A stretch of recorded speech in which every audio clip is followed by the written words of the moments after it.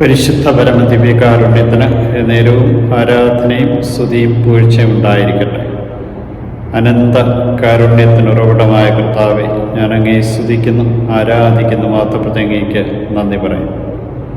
അങ്ങയുടെ നാമത്തിൽ ഞങ്ങളെ രക്ഷിച്ച് അങ്ങയുടെ ശക്തിയാൽ ഞങ്ങളെ നിയന്ത്രിക്കുകയും അങ്ങയുടെ യഥാർത്ഥമായ സ്വാതന്ത്ര്യം അനുഭവിക്കാൻ ഞങ്ങളെ വിളിക്കുകയും ചെയ്യുന്നതിനെ ഓർത്ത് നന്ദി പറഞ്ഞ് ഞാൻ അങ്ങയെ സ്തുതിക്കുന്നു. കാരുണ്യവാനായ കർത്താവെ, ജ്ഞാനത്തിൻ്റെ പുസ്തകത്തിൽ ഞങ്ങളെ ഓർമ്മിപ്പിക്കുന്നു. അധർമ്മ്യങ്ങൾ മിഥ്യാസങ്കല്പത്തിൽ മുഴുകി ജീവിക്കുന്നു.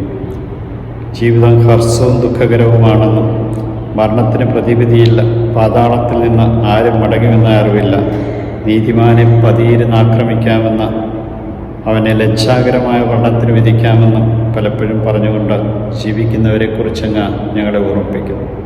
എന്നാൽ ഹൃദയം നുറുങ്ങിയവർക്ക് അങ്ങ് സമീപസ്ഥനാണെന്നും ദുഷ്കർമ്മികളുടെ ഓർമ്മ ഭൂമിയിൽ നിന്ന് വിച്ഛേദിക്കുവാൻ കർത്താവെ അങ്ങ് അവർക്കെതിരെ മുഖം തിരിക്കുന്നുവെന്നും നീതിമാന്മാർ സഹായത്തിനായി വിളിക്കുമ്പോൾ അങ്ങ് കേൾക്കുന്നുവെന്നും സകല കഷ്ടതയിൽ നിന്ന് രക്ഷിക്കുന്നുവെന്നും 34-ാമത്തെ സങ്കീർത്തനത്തിൽ ഞങ്ങളെ ഓർമ്മിപ്പിക്കുമ്പോൾ കാരുണ്യവാനായ കർത്താവെ, കഷ്ടതയിൽ ഞങ്ങളങ്ങയെ വിളിച്ചപേക്ഷിച്ചു. കഷ്ടപ്പെടുന്ന എല്ലാ ജനതകളെയും ഓർക്കുന്നു.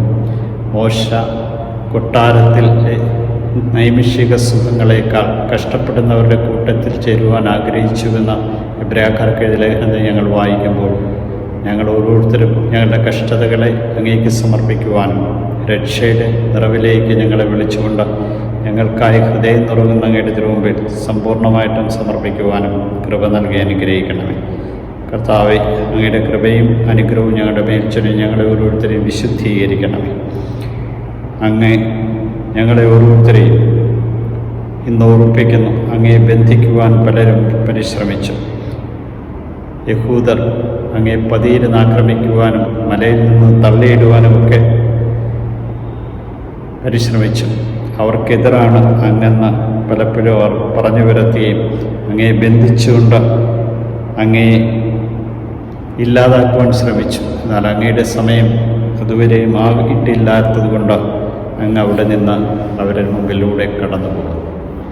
പലപ്പോഴും ഞങ്ങളെയും പലരും വേദനിപ്പിക്കുകയും ഞങ്ങളെയും ആക്ഷേപങ്ങൾ പറയുകയും തള്ളിക്കളയുകയും ഒക്കെ ചെയ്ത അവസരങ്ങളുണ്ട്.